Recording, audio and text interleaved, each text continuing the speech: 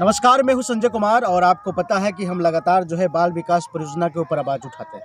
आवाज़ उठाना भी जो है बेहद ज़रूरत है, क्योंकि समाज के अंदर ऐसे बच्चे को शिक्षित करने की काम हो रहा है जो बच्चे गरीब है, बेबस है, लाचार है और कुपोषण के शिकार है।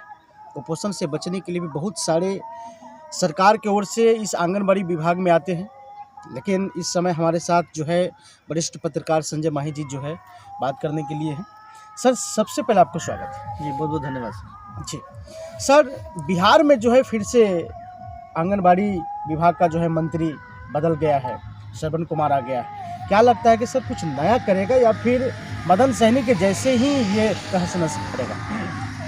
देखिए, आज तो सभी से है जी और रही बात मदन सहनी की नहीं, रही बात जो है श्रवण कुमार का भी नहीं। जी यहाँ बात रह गया है उस आंगनबाड़ी व्यवस्था का, जी ICDS का, जी जो सपना रखा है जो है बच्चों को जी निखारने का, जी। बच्चों को पोषाहार जो है मिले, उसके लिए बच्चों का शारीरिक जो संचार होना है उसकी बात होना है। जी। लेकिन दुर्भाग्य की बात है जी कि सिस्टम रहे तब जी मुख्यमंत्री वो जो है उससे मदन सहनी के साथ भी नीतीश कुमार ही थे और अभी भी जो है नीतीश कुमार ही है।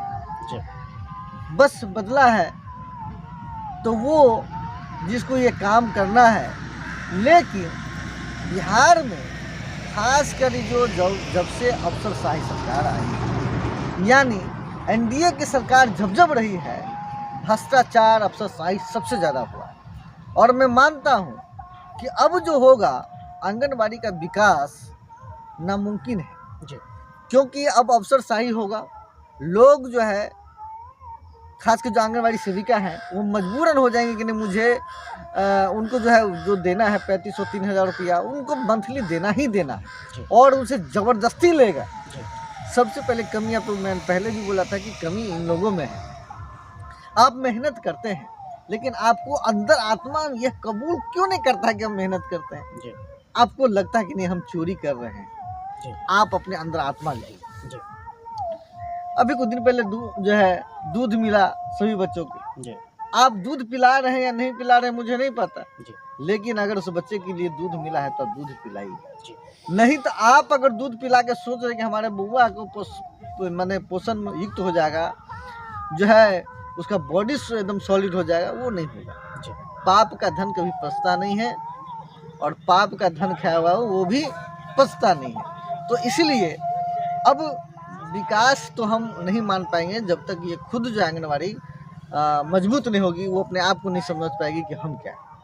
सर, लाख एविडेंस देने के बावजूद भी जो है CDPO सुपरवाइजर के लाख एविडेंस देने के बावजूद भी जो है मदन सहनी कुछ नहीं कर पा रहा था। लेकिन श्रवण कुमार क्या इस भ्रष्टाचार को मिटा सकता है जो आंगनबाड़ी में रिश्वत चल रहा है? संभव ही नहीं। जी इस श्रवण कुमार की बात हुई ना कि श्रवण जी जो है एकदम श्रवण कुमार बेटा की तरह श्रवण कुमार है। यहाँ तो सिस्टम है जी कि 3500 में किसको कितना मिलता है। जी यहाँ केवल सुपरवाइजर नहीं है और जो है CDPO ही नहीं लेता, जी उस क्षेत्र के प्रमुख, जिला पार्षद, तमाम प्रतिनिधि वह जुड़े हुए हैं जिसको कमीशन वहाँ जाता है। जी आप उसको उस चीज़ को भी देखिए।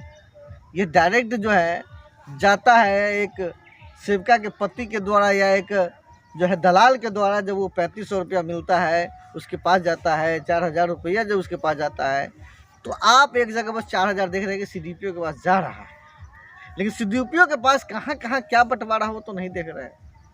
मैंने एक आंकड़ा दिया था कि जितने भी लगभग 1 अरब रुपया जो है जो इस व्यवस्था में खर्चा किया जा रहा होगा, मुझे लगभग पूरा पता नहीं है, लेकिन मैं देखा जितना भी है उस भ्रष्टाचार को मिटाने के लिए, ख़त्म करने के लिए मात्र 1.05% रुपया से सभी भ्रष्टाचार को ख़त्म कर दिया जाता है।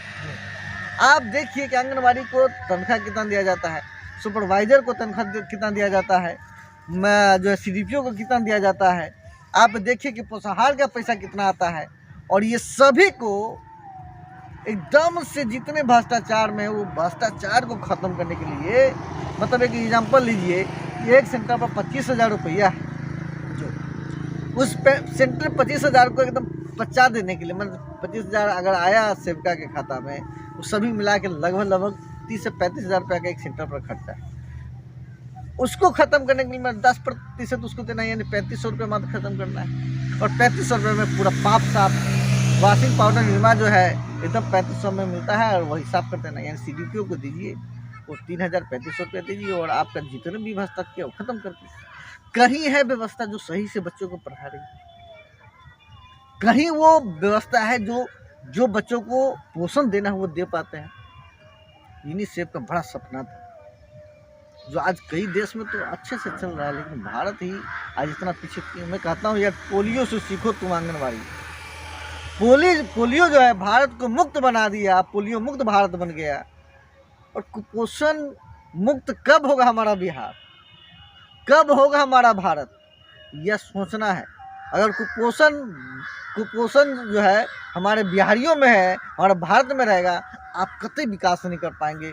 आप करोड़पति हो जाएंगे, छत का मकान हो जाएगा, लेकिन आप उसी दायरा में रहेंगे, आपकी विकास की दर नहीं बढ़ेगी। सर, बच्चों के लिए नाश्ता के लिए मात्र 1 रुपया मिलता है पोषाहार में, बताइए आंगनबाड़ी सेविका और कहाँ से देंगे सर? तो नहीं लीजिए ना, आप 1 रुपया में नाश्ता मत करिए जी। 1 रुपया अगर आपको नाश्ता मिलता है, तो आप ये भी तो देखिए कि जो दूध का पैकेट मिला हुआ है 250 ग्राम या 200 ग्राम का पैकेट है, उसको पानी में घोल के अब बांटना है और सभी बच्चों को देना है। आप ये 1 रुपया, आपको लगता है कि हमको 1 रुपया नहीं हो जाएगा, मत लीजिए।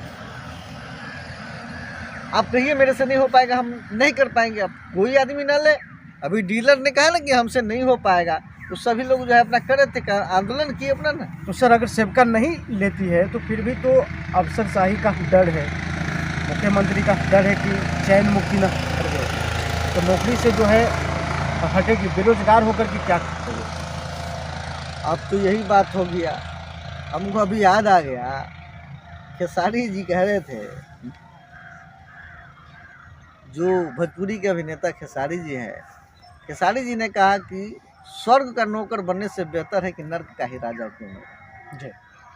तो मैं कहता हूँ कि आप पापी बनने से बेहतर, आप नहीं करने से बेहतर, आप खुद है कि खुद स्वराज बनाइए, खुद ऐसे रोजगार लोगों को खुद दीजिए जिससे आप खुद व्यवस्था बना सके, खुद आगे बढ़ सके।